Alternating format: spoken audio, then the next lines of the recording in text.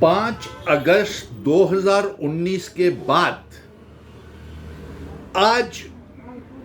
6 सालों से भी ज्यादा होने वाले हैं। लेकिन एक बात दावे के साथ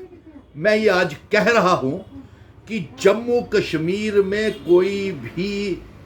इतना बड़ा नेता नहीं है जो जम्मू कश्मीर की रियासत को वापस ला सके।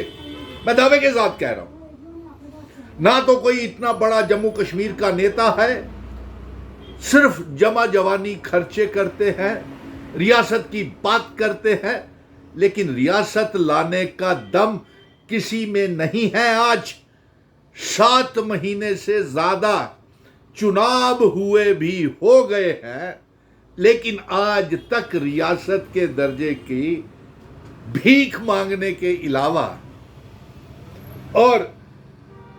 रेजोल्यूशन, स्पेशल स्टेटस के, स्टेटहुड के,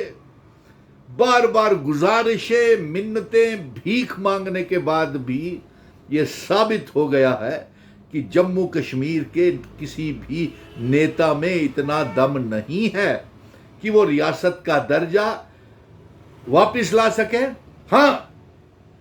एक जंग जम्मू के डोगरा बेटे ने 5 अगस्त 2019 को शुरू की थी। तमाम कश्मीर के नेताओं को, लीडर्स को, पॉलिटिकल पार्टीज को, जिन्हें जम्मू में घुसने नहीं दिया जाता था, उनके पुतले जलाए जाते थे, उनके पार्टी वालों के दफ्तरों के बाहर पुतले और धरने किए जाते थे, जम्मू में आने नहीं दिया जाता था। ऐसे नेताओं को जम्मू में आने के लिए मिशन स्टेटहुड ने रास्ता बनाया, जम्मू के डोगरा बेटे ने रास्ता बनाया और एक ऑल पार्टी मीटिंग के तहत तमाम पॉलिटिकल पार्टीज को, चाहे वो कांग्रेस हो, नेशनल कॉन्फ्रेंस हो, पीडीपी हो, तमाम पॉलिटिकल कश्मीर के नेताओं को, ये पहले गुपकार बना करके बैठे हुए थे, उस गुपकार को हमने कहा वहां छोड़िए और जम्मू में आना है तो ऑल पार्टीज मीटिंग के तहत एक जम्मू का डोगरा बेटा जंग रियासत के दर्जे की लड़ रहा है और सड़कों से लेकर के सुप्रीम कोर्ट, जेलें,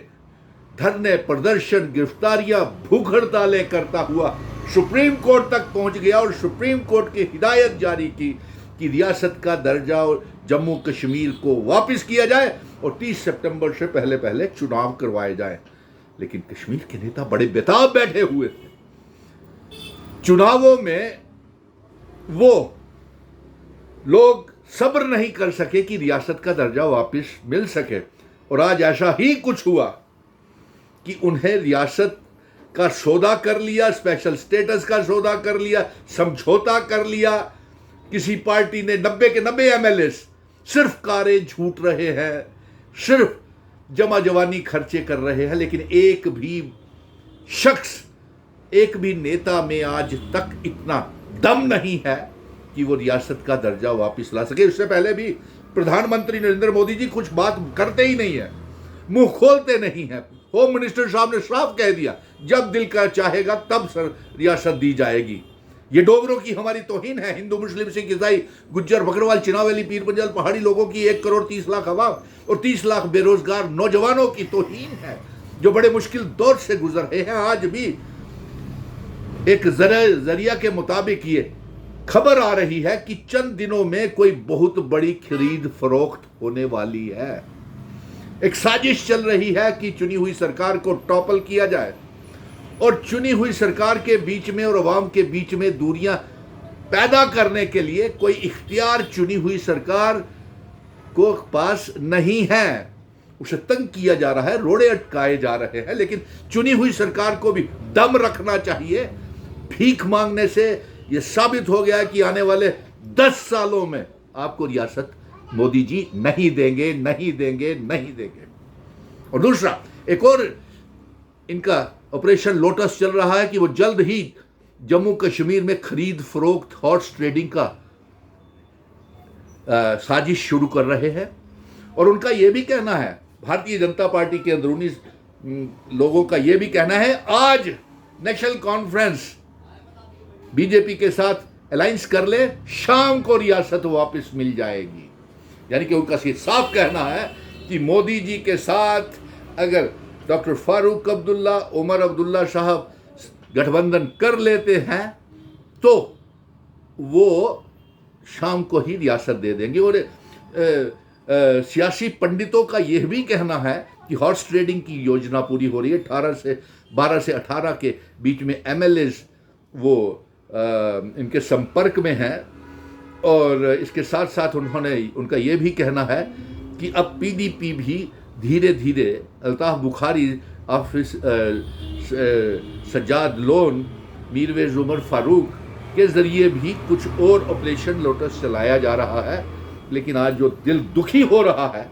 मैं दावे के साथ कह सकता हूं कि इनमें से एक भी जम्मू कश्मीर के नेता में दम नहीं है कि वो रियासत का दर्जा वापस ला सके, क्योंकि उन्होंने कुर्बानी नहीं दी, साजिश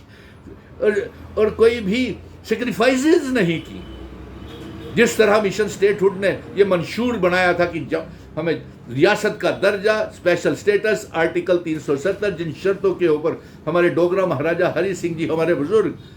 जो इस सेशन इल्हाक जम्मू कश्मीर, लद्दाख, पीओके, गिलगित बल्टिस्तान का सेशन भारत के साथ करके गए हैं, वो वाली हमको रियासत वापस चाहिए। और प्राइम मिनिस्टर साहब के पास भी 18 बड़े नेता, कुछ तो डेलीगेशन में गए हुए हैं, साहब का चीफ मिनिस्टर्स, कई बड़े बड़े नेता, डिप्टी चीफ मिनिस्टर, बीजेपी के भी बड़े बड़े डिप्टी चीफ मिनिस्टर और ये चीफ मिनिस्टर्स गए थे। उन्होंने भी 5 अगस्त 2019 के बाद जब ब्रिटानिया बिस्किट की टी पार्टी मोदी जी ने की थी,